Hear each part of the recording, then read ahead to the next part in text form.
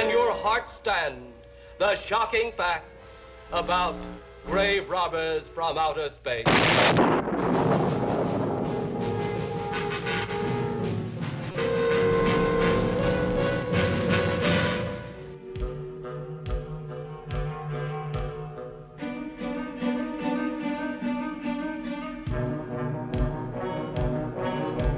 Pour changer, cet épisode sera un petit peu plus long, et je vais vous présenter une trilogie relativement peu connue. Pour cette série sur Lovecraft, voire la dernière vidéo, je me dois de commencer par ce film pour poser quelques bases. Donc, Reanimator est un film à faible budget de 1985. C'est un de mes films cultes, tout genre confondu. Celui-ci raconte l'histoire d'un savant fou, le formidable Herbert West. Le futur Dr West, car il n'est qu'étudiant fou, a trouvé la formule pour appeler les morts à la vie. Mais la formule n'est pas tout à fait au point.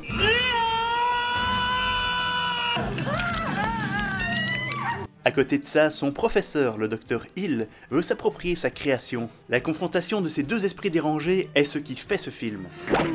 La meilleure scène pour moi est le test de cette formule sur animaux morts-vivants. Do you agree that he's dead now?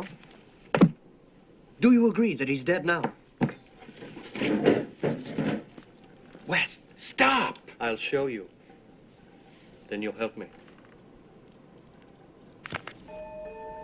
Don't expect it to tango. It has a broken back.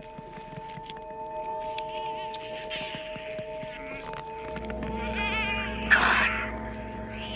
Why'd you make that noise? Birth is always painful.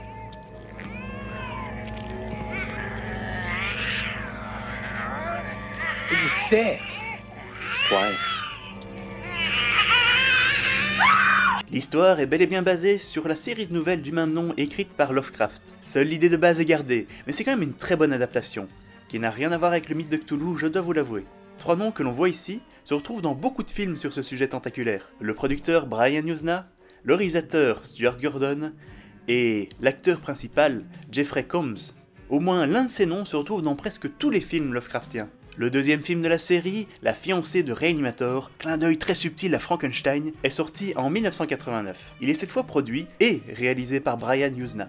Et c'est un film pour le moins médiocre.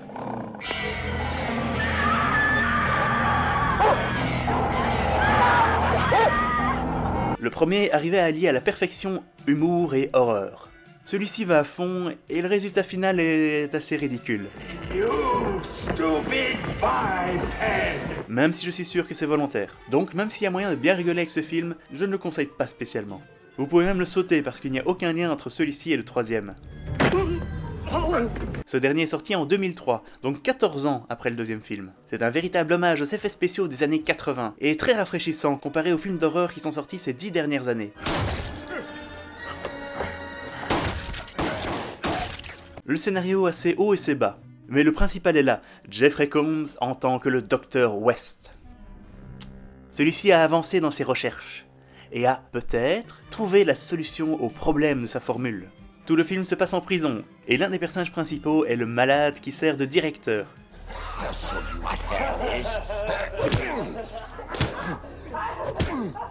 La meilleure scène du film est quand un junkie essaye de s'injecter le produit qui rappelle à la vie.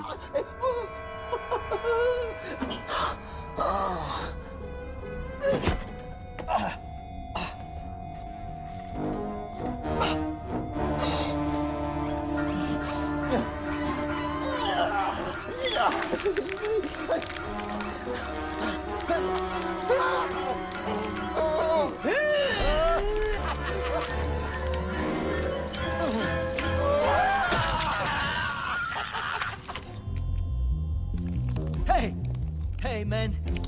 Got any more? Just another hit. I'd say you've had enough. C'est un très bon film, et une très bonne suite pour le premier Reanimator. Donc regardez-vous ces deux films un soir. Et aussi La fiancée de Reanimator si vous êtes vraiment hardcore. Au passage, il est dommage que le projet du quatrième film ait été abandonné. House of Reanimator devait présenter un président mort-vivant qui était préservé grâce à la formule d'Herbert West.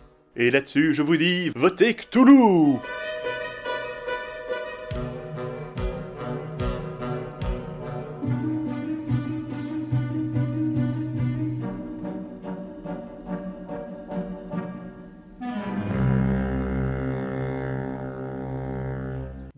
boobs. I think I've always loved you.